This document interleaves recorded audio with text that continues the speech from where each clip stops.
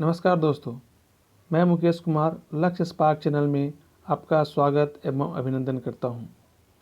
अगर आपने अभी तक इस चैनल को सब्सक्राइब नहीं किया है तो सब्सक्राइब कर लें तथा साथ में बेल आइकन को प्रेस कर लें ताकि मेरे हर वीडियो का अपडेट आप तक पहुंच सके।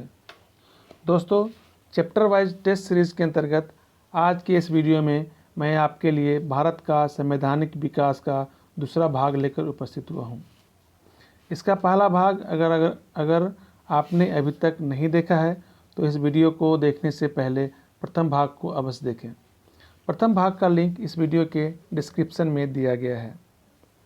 दोस्तों, क्वेश्चन का अभ्यास कराने से पहले आपको कहना चाहूँगा कि भारत का संवैधानिक विकास चैप्टर को एक बार अवश्य पढ़ लें ताकि पढ़ने के बाद क्वेश्चन कर लेने से आपको क्वेश्चन को रटने की आवश्यकता नहीं होगी और जब भी कभी आप कोई प्रैक्टिस सेट बनाते हैं तो उसमें आपको रटने की आवश्यकता नहीं पड़ेगी और आप आसानी से बना पाएंगे। दोस्तों, एक और बात कहना चाहूँगा कि इस वीडियो को अंत तक ज़रूर देखें क्योंकि भारतीय संविधान एवं राज्य व्यवस्था के इस चैप्टर से बहुत से ऐसे प्रश्न हैं जो बार बार हर परीक्षा में पूछे जाते हैं। इस वीडियो का PDF आप हमारे टेलीग्राम चैनल से डाउनलोड कर सकते हैं जिसका लिंक डिस्क्रिप्शन बॉक्स में दिया हुआ है। एक और बात बताना चाहूँगा, इस वीडियो के अंत में एक सवाल पूछूंगा जिसका आंसर आपको कमेंट के माध्यम से देना है। तो दोस्तों, शुरू करते हैं आज का पहला सवाल। भारत के लिए संविधान की रचना हेतु संविधान सभा का विचार निम्नलिखित में से सर्वप्रथम किसने प्रस्तुत किया था? ऑप्शन है स्वराज पार्टी ने 1934 में, कांग्रेस पार्टी ने 1936 में, मुस्लिम लीग ने 1942 में, सर्वदलीय सम्मेलन ने 1946 में। तो इसका सही आंसर है स्वराज पार्टी ने 1934 में। स्वराज पार्टी ने वर्ष 1934 में संविधान सभा के गठन का प्रस्ताव रखा था। अगला क्वेश्चन है, भारत में साम्यवाद के जनक किसे कहा जाता है? दोस्तों, बहुत इंपॉर्टेंट क्वेश्चन है, बार बार एग्जाम में पूछा जाता है। ऑप्शन है जवाहरलाल नेहरू, MN राय, आचार्य नरेंद्र देव, डॉक्टर राजेंद्र प्रसाद। इसका सही आंसर है MN राय। दोस्तों, आपको बता दें MN राय को भारत का पहला साम्यवादी भी कहा जाता है। भारत में संविधान सभा के गठन का विचार सर्वप्रथम 1934 में वामपंथी नेता भी इनको कहा जाता है, वामपंथी नेता MN राय द्वारा रखा गया था। MN राय का पूरा नाम मानवेंद्र नाथ राय है, नोट कर लें, मानवेंद्र नाथ राय। नेक्स्ट क्वेश्चन है, भारत के संविधान का प्रारूप तैयार करने वाली संविधान सभा के सदस्यों को, ऑप्शन है ब्रिटिश संसद द्वारा नामित किया गया, गवर्नर जनरल द्वारा नामित किया गया, विभिन्न प्रांतों की विधानसभाओं द्वारा चुना गया, भारतीय राष्ट्रीय कांग्रेस और मुस्लिम लीग द्वारा चुना गया। इसका सही आंसर है विभिन्न प्रांतों की विधानसभाओं द्वारा चुना गया। आपको बता दें, प्रत्येक विधानसभा में प्रत्येक समुदाय के सदस्यों द्वारा अपने प्रतिनिधियों का चुनाव एकल संक्रमणीय मत के माध्यम से समानुपातिक प्रतिनिधित्व के तरीके से किया गया था। इन विधानसभा से जो सदस्य चुन के आए थे उन लोगों ने मिलकर संविधान सभा के सदस्यों का निर्वाचन किया। अगला क्वेश्चन है, भारतीय संविधान सभा की स्थापना की गई थी? इसका सही आंसर है 9 दिसंबर 1946 को। बहुत इंपॉर्टेंट क्वेश्चन है और ये क्वेश्चन बार बार एग्जाम में रिपीट होते हैं। भारतीय संविधान सभा की स्थापना 9 दिसंबर 1946 को की गई थी तथा ये उसकी पहली बैठक भी हुई थी। इसकी पहली बैठक 9 दिसंबर 1946 को हुई थी और बैठक के साथ ही इसकी स्थापना भी की गई थी। आपको बता दें, मुस्लिम लीग द्वारा इस बैठक का बहिष्कार किया गया था। अगला क्वेश्चन है, संविधान सभा की प्रथम बैठक की अध्यक्षता किसने की थी? ऑप्शन है डॉक्टर राजेंद्र प्रसाद, डॉक्टर B.R. अम्बेडकर, डॉक्टर सच्चिदानंद सिन्हा, जवाहरलाल नेहरू। इसका सही आंसर है डॉक्टर सच्चिदानंद सिन्हा। संविधान सभा की प्रथम बैठक 9 दिसंबर 1946 को हुई थी। प्रथम अधिवेशन में सर्वमान्य रूप से डॉक्टर सच्चिदानंद सिन्हा को अस्थायी अध्यक्ष चुना गया था। बाद में 11 दिसंबर 1946 को जो बैठक हुआ था उसमें संविधान सभा के दूसरे बैठक भी बोला जाता है। उसमें डॉक्टर राजेंद्र प्रसाद को अस्थायी अध्यक्ष के रूप में चुना गया था तथा H.C. मुखर्जी, बहुत इंपॉर्टेंट है, आप इसको नोट कर सकते हैं, H.C. मुखर्जी और V.T. कृष्णामाचारी को उपाध्यक्ष नियुक्त किया गया था। ये दोनों बहुत इंपॉर्टेंट है। अध्यक्ष तो बार बार आता ही है, इसके अलावा आजकल उपाध्यक्ष के बारे में भी पूछा जाता है, इसलिए H.C. मुखर्जी और V.T. कृष्णामाचारी बहुत इंपॉर्टेंट है, आप इसको नोट कर सकते हैं। अगला क्वेश्चन है, भारतीय संविधान सभा के निर्माण के समय संवैधानिक सलाहकार कौन थे? ऑप्शन है doctor B.R. Ambedkar, doctor Rajendra Prasad, B.N. Rao और K.M. मुंशी। इसका सही आंसर है B.N. राव। B.N. राव को सर B.N. राव भी बुलाया जाता है। Sir B.N. राव या उनका पूरा नाम है बेनेगल नरसिंह राव। बेनेगल नरसिंह राव, आप इसको नोट कर सकते हैं, को संवैधानिक सलाहकार के रूप में नियुक्त किया गया था। अगला क्वेश्चन है, संविधान सभा में जवाहरलाल नेहरू द्वारा उद्देश्य प्रस्ताव कब प्रस्तुत किया गया था? ऑप्शन है 9 दिसंबर 1946 को, 22 जुलाई 1947 को, 11 दिसंबर 1946 को और 13 दिसंबर 1946 को। दोस्तों आपको बता दूं, बहुत ही इंपॉर्टेंट क्वेश्चन है और ज़्यादातर एग्ज़ाम में ये क्वेश्चन रिपीट होते हैं, इसलिए इसको इग्नोर नहीं करना है। इसका सही आंसर होगा दोस्त 13 दिसंबर 1946 को। संविधान सभा में 13 दिसंबर 1946 को जवाहरलाल नेहरू द्वारा उद्देश्य प्रस्ताव प्रस्तुत किया गया था। इस प्रस्ताव को 22 जनवरी 1947 को 1947 को सर्वमान्य रूप से स्वीकार किया गया। आगे चलकर यही उद्देश्य प्रस्तावना का प्रारूप बना। अगला क्वेश्चन है, भारतीय संविधान को बनाने हेतु भारतीय संविधान सभा के कुल कितने अधिवेशन हुए? ऑप्शन है 7, 9, 12 और 15। दोस्तों ये भी बहुत इंपॉर्टेंट क्वेश्चन है, इसके बारे में बता दें, ज़्यादातर किताबों में या कई जगह आपको 11 लिखा हुआ मिलेगा। अगर सही तरीके से देखा जाए तो कुल 12 अधिवेशन हुए हैं। जहाँ पे लोगों ने 11 लिखा है उसमें जो अंतिम दिन 24 जनवरी 1950 को जो संविधान सभा की बैठक हुई थी, जिसमें कुल 284 सदस्यों द्वारा इसमें हस्ताक्षर किए गए थे, इसको गिनती नहीं किया गया है, इसलिए वहाँ पे 11 लिखा हुआ है। लेकिन ये भी संविधान सभा के अधिवेशन के अंतर्गत ही आता है, इसलिए इसका सही आंसर 12 होगा। 11 अधिवेशनों के अतिरिक्त संविधान सभा की अंतिम बैठक 24 जनवरी 1950 को हुई थी, जिसमें संविधान सभा के कुल 284 सदस्यों ने संविधान पर हस्ताक्षर किए थे। इस प्रकार कुल 12 अधिवेशन गिनती होंगे।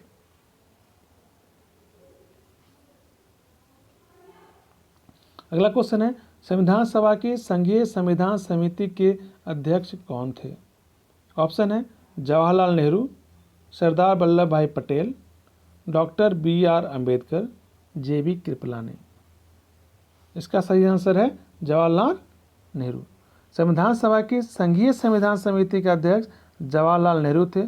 साथ ही संघ शक्ति समिति के भी अध्यक्ष नेहरू जी थे।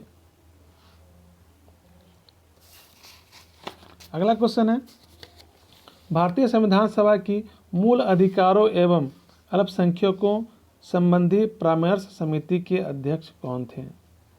ऑप्शन है डॉक्टर B.R. अम्बेडकर, सरदार वल्लभ भाई पटेल, जवाहरलाल नेहरू, डॉक्टर राजेंद्र प्रसाद।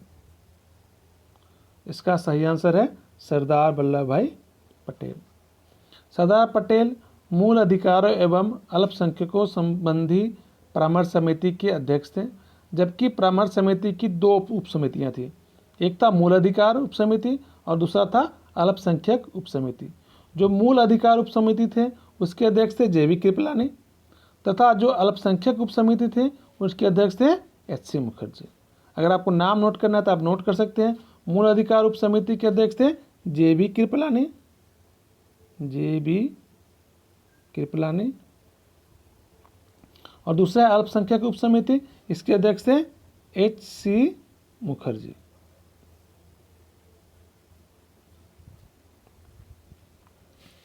अगला क्वेश्चन है डॉक्टर BR अम्बेडकर की अध्यक्षता में गठित प्रारूप समिति, जिसको ड्राफ्टिंग कमेटी भी बुलाया जाता है, उसमें कुल कितने सदस्य थे? ऑप्शन है 7, 6, 5 और 4। दोस्तों ये क्वेश्चन भी बहुत इंपॉर्टेंट है, क्योंकि क्वेश्चन के पूछने के तरीके अगर बदल जाएं तो आंसर भी बदल जाएंगे। कई जगह आपको क्वेश्चन ऐसा पूछा जाएगा कि डॉक्टर BR अम्बेडकर के अलावा प्रारूप समिति में कुल कितने सदस्य थे, उस कंडीशन में आंसर 6 होगा। लेकिन यहाँ पूछा जा रहा है डॉक्टर BR अम्बेडकर की अध्यक्षता में गठित प्रारूप समिति में कुल कितने सदस्य थे, यानी कि डॉक्टर अम्बेडकर को भी इसमें गिनती किया गया है, तो इसका सही आंसर होगा 7। BR अम्बेडकर की अध्यक्षता में गठित प्रारूप समिति में कुल 7 सदस्य थे। अगर आपको उनका नाम लिखना है तो आप नाम लिख सकते हैं। पहला खुद जो BR अम्बेडकर थे जो कि अध्यक्ष थे, दूसरा थे N गोपाल स्वामी, N गोपाल स्वामी, अयंगर। आप नोट कर लीजिए, कभी कभी एग्जाम में पूछा जाता है जिसमें विकल्प में किसी 3 का नाम दे दिया जाएगा, चौथा जो इसमें शामिल नहीं थे उनका नाम दे दिया जाएगा और आपसे पूछ दिया जाएगा इनमें से प्रारूप समिति में कौन नहीं थे। और ऐसा एग्जाम में कई बार क्वेश्चन पूछा जा चुका है।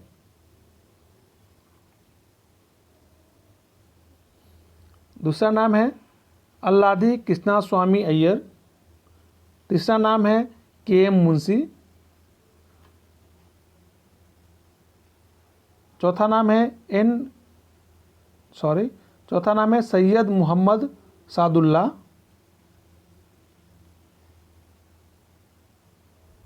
नेक्स्ट है N माधव राव। आपको बताएं दोस्तों, N माधव राव का चुनाव BL मित्र की जगह हुआ था, क्योंकि इन्होंने स्वास्थ्य कारण से अपना त्याग पत्र दे दिया था। नेक्स्ट है TT कृष्णामाचारी।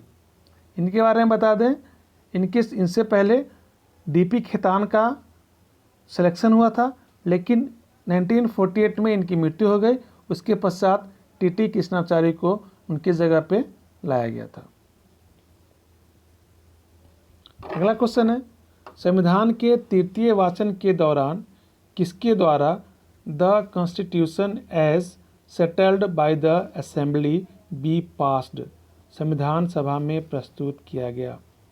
ऑप्शन है जवाहरलाल नेहरू, सरदार पटेल, BR अम्बेडकर, BN राव।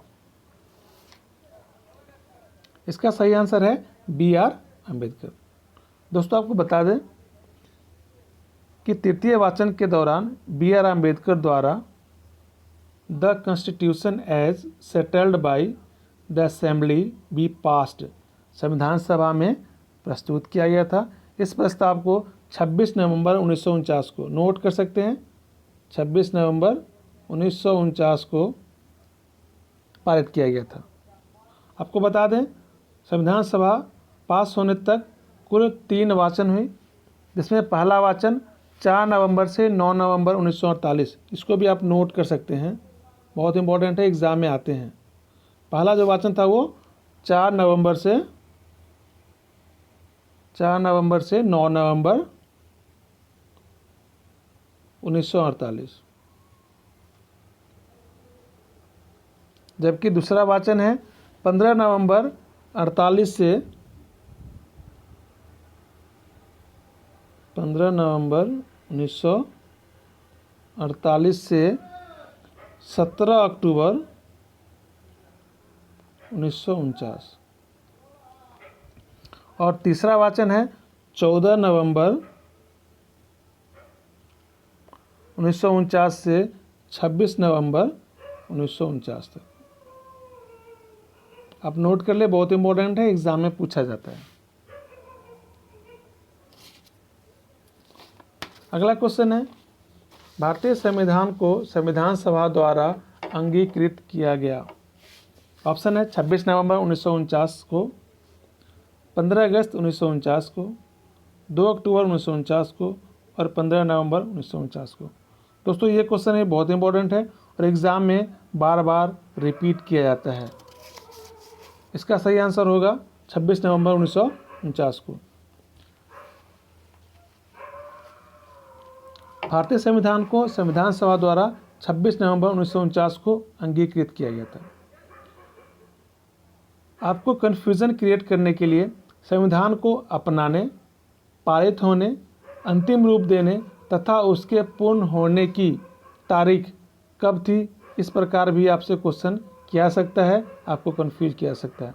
दोस्तों ध्यान रखें, संविधान को अपनाने की तारीख, संविधान को पारित होने की तारीख, संविधान को अंतिम रूप देने की तारीख तथा उसके पूर्ण होने की तारीख, ये सभी का आंसर एक ही होगा और वो होगा 26 नवंबर 1949। तो इसमें आपको कंफ्यूज नहीं होना है। जबकि संविधान के पूर्ण रूप से लागू होने की तिथि, अगर ऐसा क्वेश्चन आपसे पूछा जाता है कि संविधान को पूर्ण रूप से कब लागू किया गया, उस कंडीशन में इसका सही आंसर होगा 26 जनवरी 1950। तो इसमें आपको कंफ्यूज नहीं होना है और बार बार ये क्वेश्चन आपको एग्जाम में आते हैं, बहुत इंपॉर्टेंट क्वेश्चन है। नेक्स्ट है, संविधान को 26 जनवरी के दिन लागू करने का निर्णय इसलिए लिया गया क्योंकि कांग्रेस ने इस तिथि को 1930 में स्वतंत्रता दिवस समारोह के रूप में मनाया था। इस तिथि को 1942 में भारत छोड़ो आंदोलन प्रारंभ किया गया था। यह एक शुभ दिन था, उपर्युक्त में से कोई नहीं।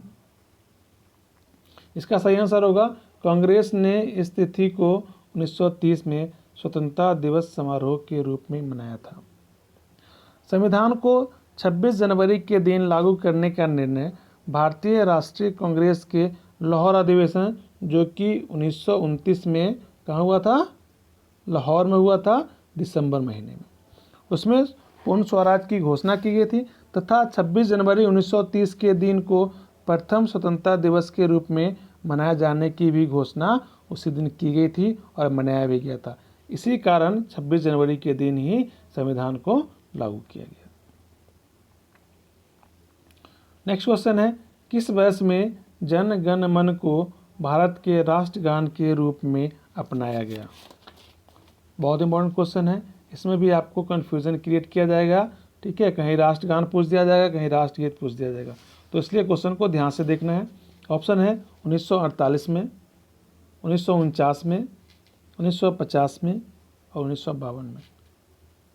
इसका सही आंसर होगा 1950 में। आपको बता दें, संविधान सभा द्वारा 24 जनवरी 1950 को, डेट आप नोट कर सकते हैं, 24 जनवरी 1950, 24 जनवरी 1950 को जन गण मन को राष्ट्रगान के रूप में अपनाया गया और राष्ट्रगान को गाने का समय 52 सेकेंड है। कभी कभी एग्जाम में पूछा जाता है कि राष्ट्रगान को गाने का समय कितना है, या कभी कभी राष्ट्रगीत के गाने का समय भी पूछा जाता है। अगला क्वेश्चन है, भारत शासन द्वारा राजकीय चिन्ह कब से अंगीकृत किया गया।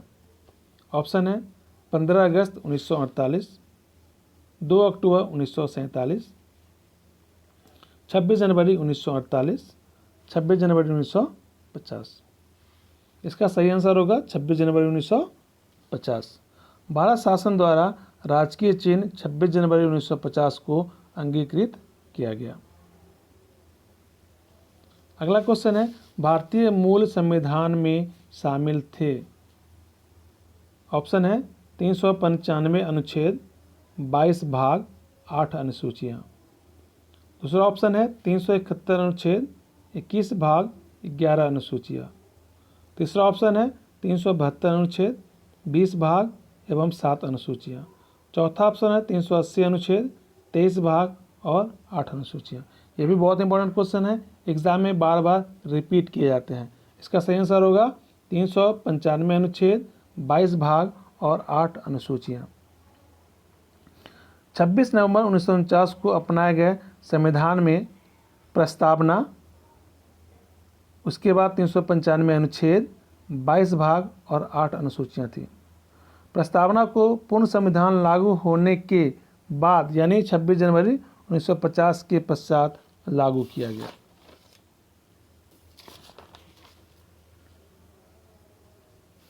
अगला क्वेश्चन है, निम्नलिखित में से किसने सुझाव दिया था कि भारत की स्वतंत्रता के बाद भारतीय राष्ट्रीय कांग्रेस को एक राजनीतिक दल के रूप में भंग कर दिया जाना चाहिए? ऑप्शन है सी राजगोपालाचारी, जयप्रकाश नारायण, जे.बी. कृपलानी और महात्मा गांधी। इसका सही आंसर है महात्मा गांधी। भारत की स्वतंत्रता के उपरांत महात्मा गांधी ने यह सुझाव दिया था कि भारतीय राष्ट्रीय कांग्रेस को अब एक राजनीतिक दल के रूप में भंग कर दिया जाना चाहिए। अगला क्वेश्चन है, किसने कहा था संविधान सभा कांग्रेस थी और कांग्रेस भारत था? ऑप्शन है ऑस्टिन, C.R. एटली, विंस्टन चर्चिल, लॉर्ड माउंटबेटन। इसका सही आंसर है ऑस्टिन। दोस्तों आपको बता दें, संविधान सभा कांग्रेस थी और कांग्रेस भारत था, यह वक्तव्य इतिहासकार ग्रैनविले ऑस्टिन, आप इसका पूरा नाम लिख सकते हैं, ग्रैनविले ऑस्टिन था। यह वक्तव्य उनकी पुस्तक द इंडियन कॉन्स्टिट्यूशन में वर्णित है। आप उनका बुक का नाम भी लिख सकते हैं। कभी कभी एग्जाम में पूछा जा सकता है कि संविधान सभा कांग्रेस थी और कांग्रेस भारत था, यह ऑस्टिन द्वारा किस पुस्तक में लिखा गया है? तो आप इसका नाम भी लिख सकते हैं। बुक का नाम है द इंडियन कॉन्स्टिट्यूशन।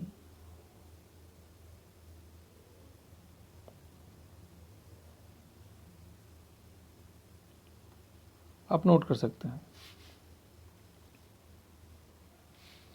अगला क्वेश्चन है जो कि आपको बताना है। आप इस क्वेश्चन का आंसर आप हमें कमेंट बॉक्स में दे सकते हैं। भारतीय संविधान सभा में कुल कितनी महिला सदस्याएं थी?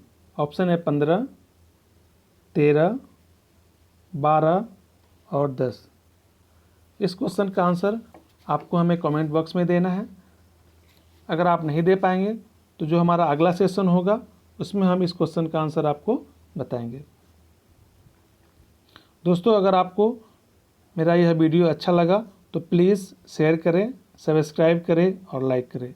अगर आपको किसी क्वेश्चन के संबंध में कोई डाउट हो तो आप हमारे व्हाट्सएप नंबर नोट कर लें,